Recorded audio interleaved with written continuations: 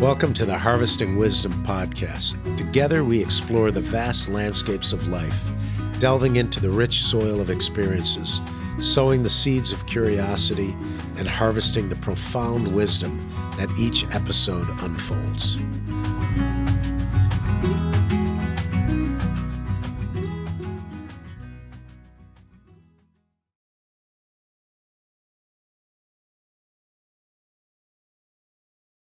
Hello, and welcome to another episode of Harvesting Wisdom. I'm Diana Kruzman, guest hosting the podcast.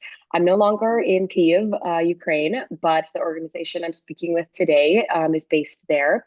So I'm here with Kolko Trefers, who is the CEO of Roskvit Urban Coalition for Ukraine, which is an organization that's focused on reimagining urban planning to be more sustainable, and has a lot of really interesting ideas about what Ukraine should look like after the war is over. So yeah, I would love to dive right in. I was wondering if you could tell me a bit about yourself and how you got started in this space in general, and then also with Roskvit.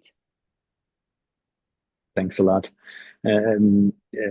Really happy to be here and joining this podcast. My name is Kolko Trefers, and I'm from the Netherlands actually, but I've been working in Ukraine since 2015. I was invited to be part of a project about Mariupol, a city that I've never heard of before, but it was a city that had a challenging question because it was in between the Donbass and the Crimea area. And there was an artist initiative, Izolatia from Kiev, that said we have to think about what is the future of this city, being so twisted in between those two occupied territories. I think it was the New York Times that at that time also wrote about it. Okay, Mariupol is going to be Putin's new candy. Well, we now know how actually true that appeared to be, unfortunately. But at that time, 2015, it was like challenging how to think about that city, and that kind of changed my career a lot, because I had the feeling that being there and developing a huge network right away in those couple of months that I worked there. I felt that I could make so much more impact as an urban planner in, let's say, in the world. I mean, in a global context, on not on the just looking at the Dutch soil oil only, but just looking wider. Where can I be of a best contribution? And so I kind of stayed or went up and down many times, and decided after COVID, well, Ukraine is really booming. Really understand the country a little bit by then, and got this network, was teaching there, was developing there, not developing projects in planning project, but developing as a network. And I was advising for many municipalities in consulting and designing for projects. And okay, let's move there was the idea. Let's move to Kharkiv, at least partially. And then my wife and me were literally walking around with the real estate manager to find this apartment. And at that moment, it became code red. So that means that the Dutch ministry decided every Dutch person should leave Ukraine. Of course, I can make my individual choices still, but that was the moment that we decided, okay, let's move out. And we took the last plane to the Netherlands with a lot of negative emotions and bad energy, because we didn't believe the war would start. And actually then, again, we were wrong. As I was wrong about Mariupol, I was also wrong about this. And so I learned really, okay, with this country, this neighbor country, we must think the unthinkable. We must think the unexpected. We must plan without knowing, because we cannot even imagine that something like this could happen, but it can happen. And this is also those sentences I keep also close to my professional career right now. Think the unthinkable, or planning with uncertainties. And then 2 weeks after the full-scale invasion, so this was 1 week before they really entered. And then 2 weeks later, my good friend and colleague Oleg Drozdov, he called me, and he just left Kharkiv with his family, with his his school that he founded, his Kharkiv School of Architecture, and with his architecture studios, everything to the west of the country.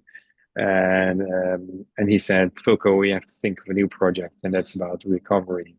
And that was flabbergasting that after such a moment in such a short time, I mean, the tanks were surrounding Kiev. It was really, but he already thought, okay, they're not going to get us.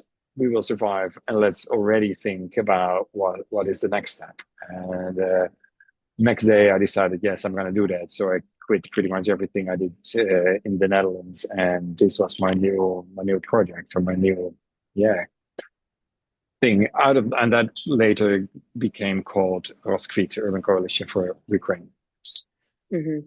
Wow. Yeah, that's incredible.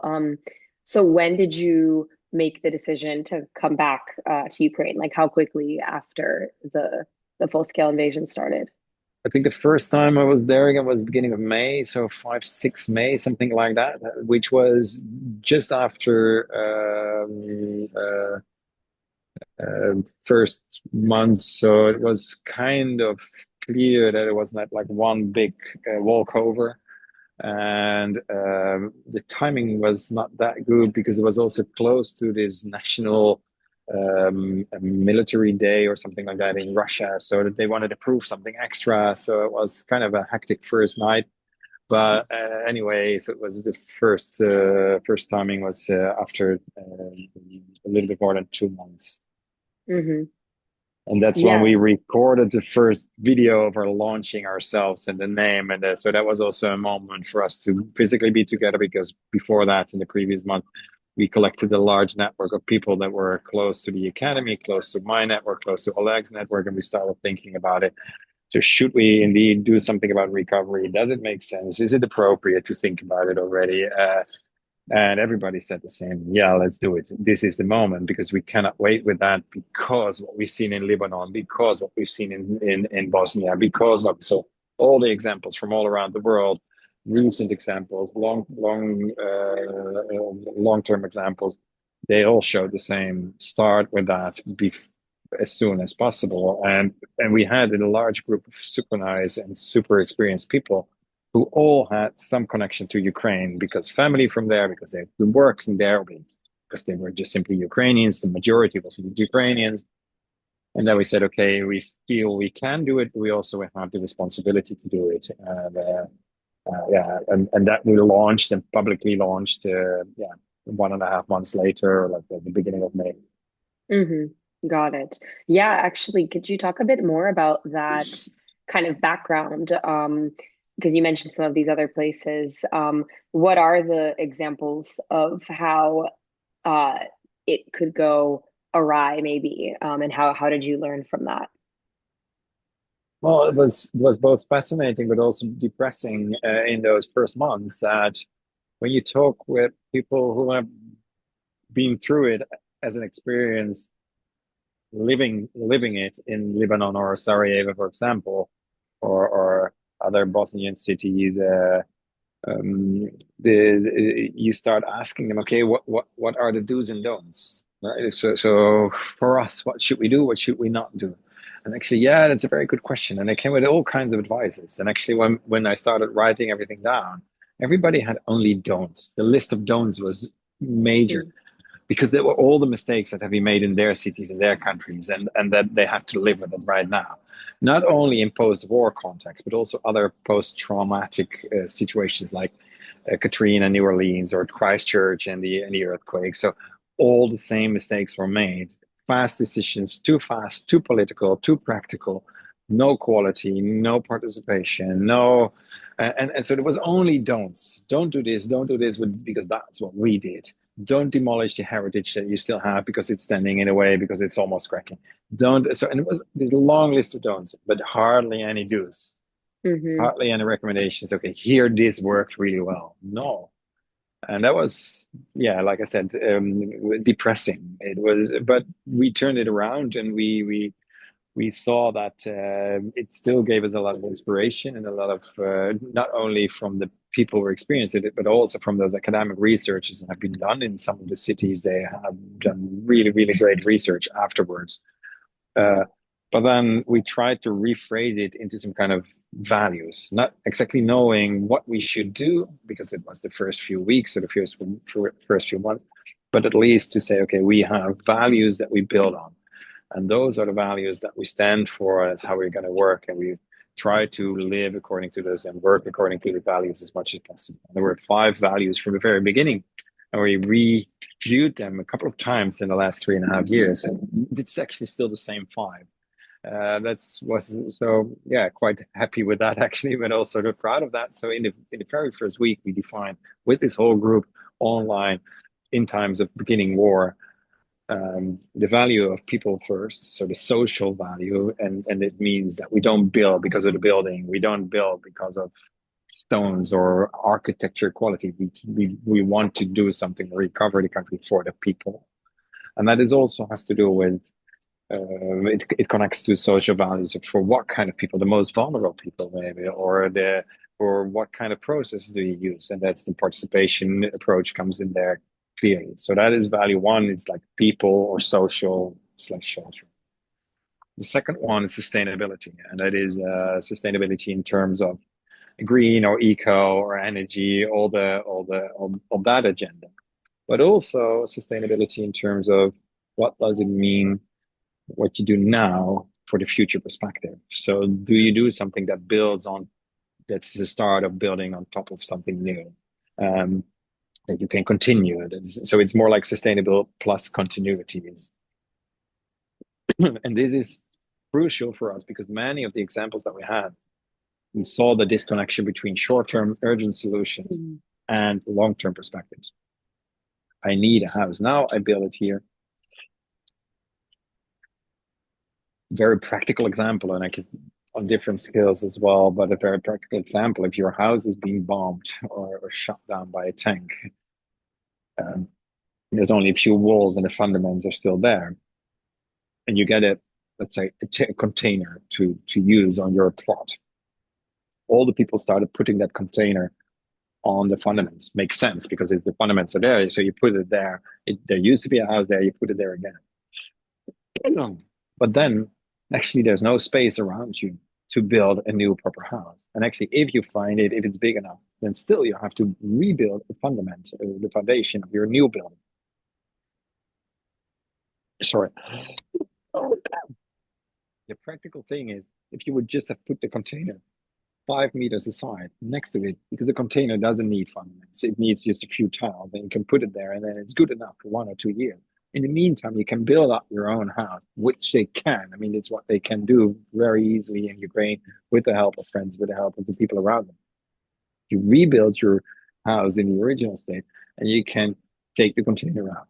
I see still, after 4 years, so many people living those first urgent emergency houses, and no opportunity, because it's too complicated, or too small, or too negative, no opportunities to build something new on their spot. And this is like a spot on one individual house, but I can think of the same with emergency housing for more internal refugees, or with reallocating companies, or with renewing some kind of energy infrastructure. Every time the same things happen, that the short term and the long term, or even the midterm, are not connected. They just should think 1 or 2 steps ahead.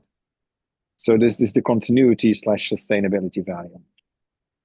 And then the third one is about ethics. So of course, the topic of transparency and anti-corruption comes in. Also ethics as an organization. We are an NGO. We are working according to some values of payment, but also the ethics of how we look at the Ukrainian concepts and identity first. Number 4 is the topic of networking. Ukraine cannot do it alone. And Ukraine, but also the international community cannot do it without Ukraine. So the network is crucial, and especially in the beginning, that was very clear. But we still work like that. So we don't ever work alone. We always try to build consortiums. We try to build partnerships with universities, with other NGOs, with local activists, with the players in every different field. It's always a network that brings the movement, and not our own. It's not about us. It's about the movement. And number five is education, because in this shrinking economy and where the brain drain is huge from the 90s already, and then later on as well, the educational part we knew was going to be a large value of what we could do. And that is number five. In everything we do, we see it back. So we educate our own people to become more professional. We educate all the people that we work for the municipalities. So it's always part of a project. There's some kind of an educational format, not just learning something, but really educational formats that are involved to develop. Because again, it's not just a project. Every project has to have more spin-offs, has to have like a movement, has to create something, because the country and the challenges are too big to just make ad hoc decisions. Mm-hmm. Yeah, absolutely. Thank you for going through that.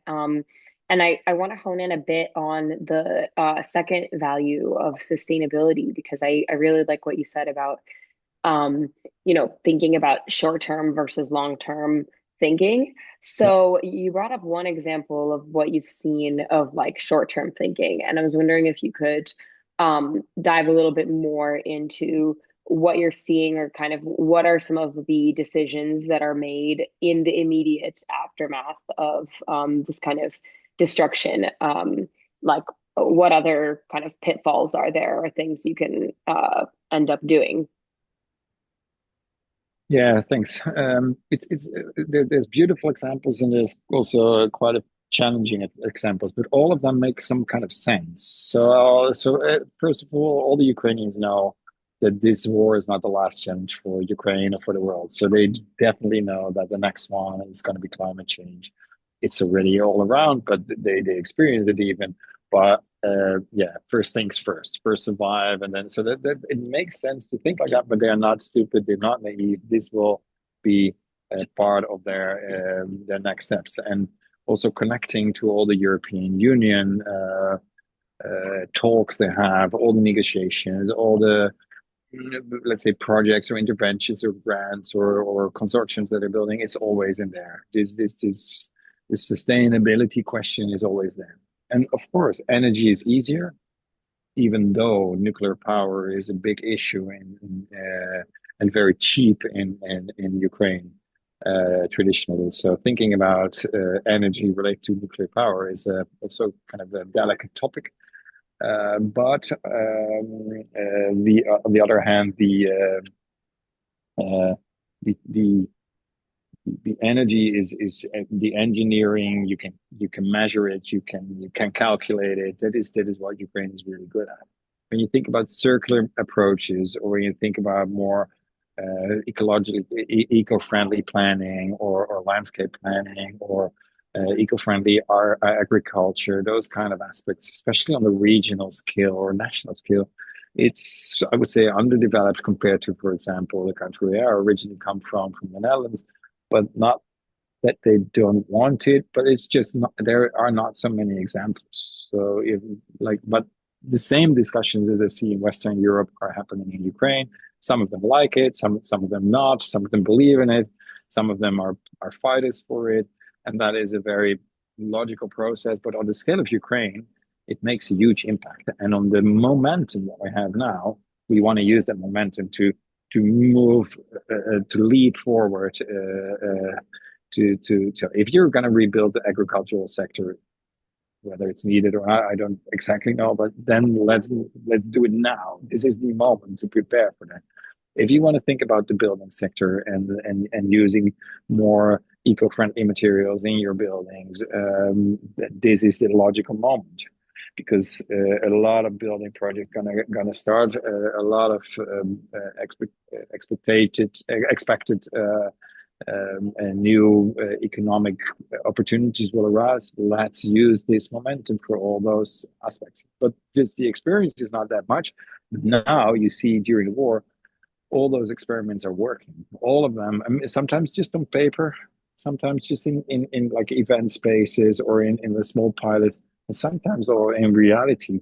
And then we challenge ourselves, okay, what are we facing? And very often it's legislation, or very often it's more like the skills of the workers that are standing in the way, but it's not the will of the investors, or it's not the will of the people who live there. But it's, yeah, you have to get all of those things aligned. And then in the sustainability, eco aspects, then Ukraine can leap forward.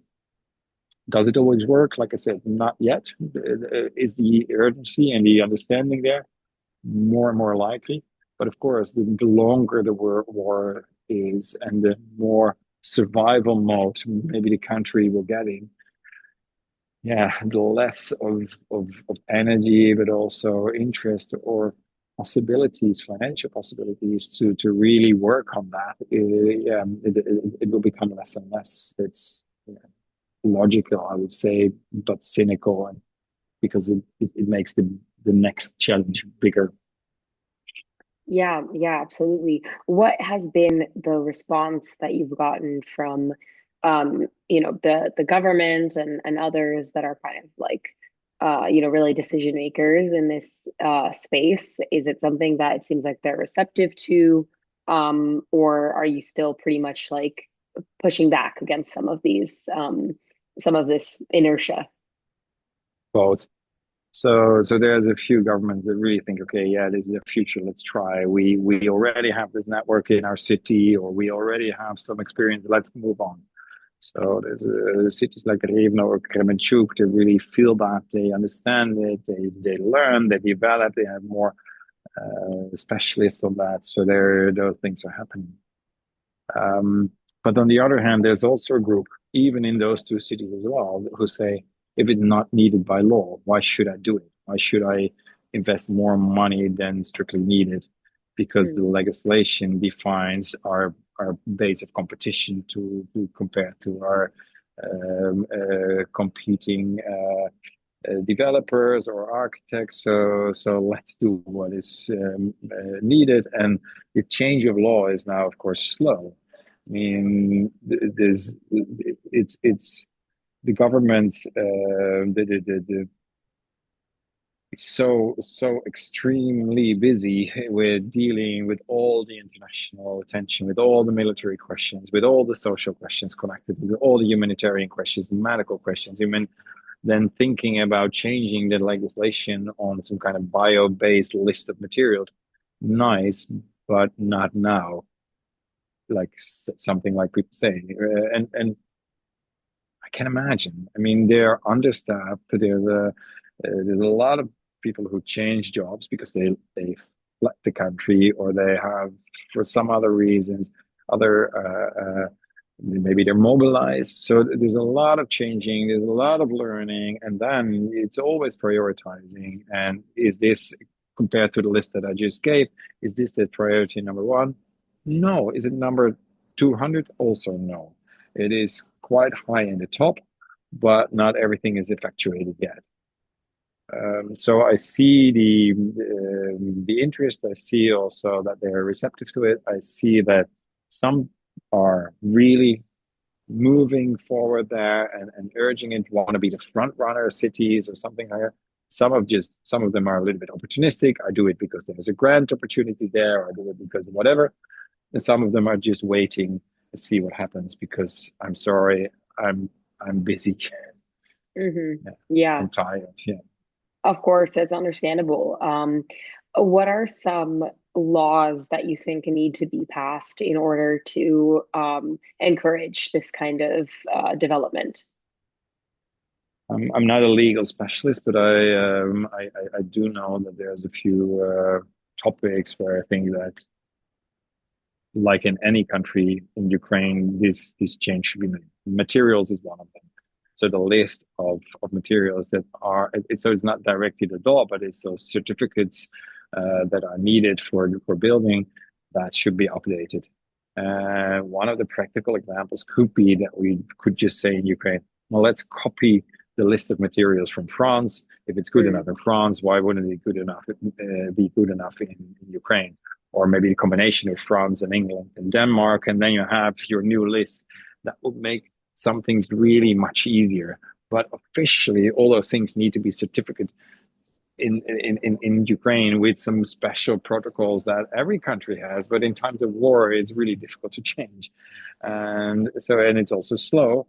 And the opportunities are now. So that is one of the things that I'm constantly trying to think of. Can we be more creative to get these, like you can always make some kind of exception, some kind of pilot project. Well, then like a permanent pilot project or something, you need it for that, which is argumentably makes sense because the others do it as well.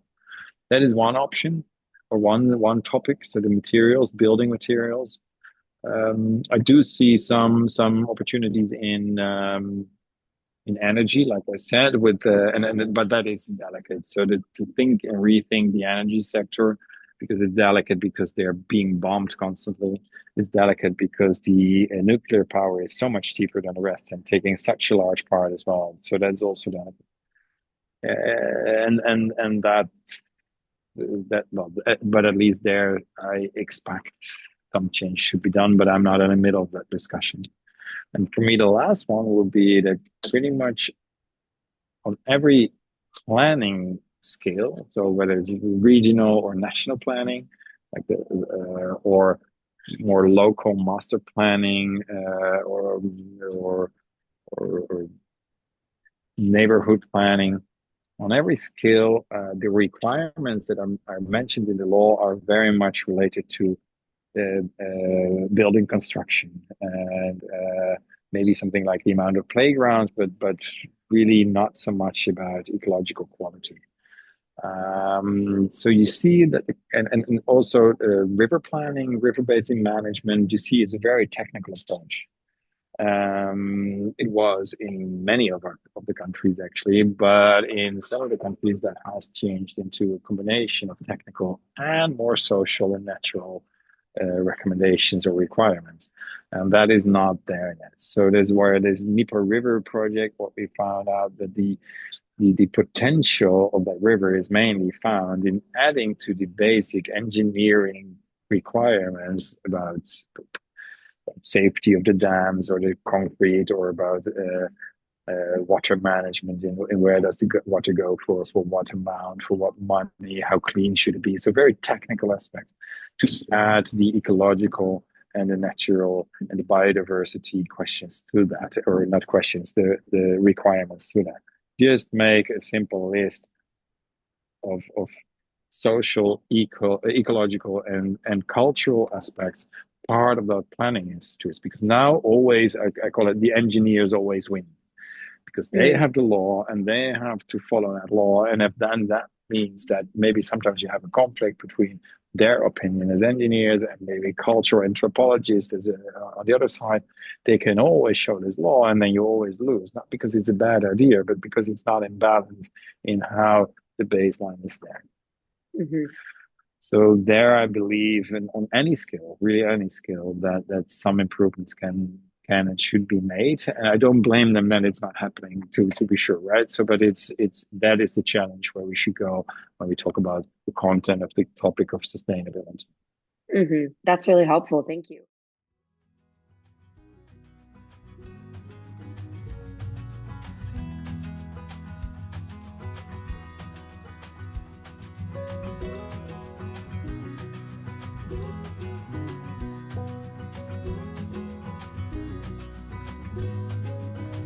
Thank you for joining the Harvesting Wisdom podcast. Click subscribe and like for ongoing insightful conversations.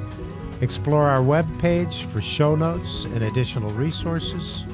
Visit our guests' webpage for deeper insights. Your engagement is the foundation of our journey, and until next time, keep pursuing wisdom.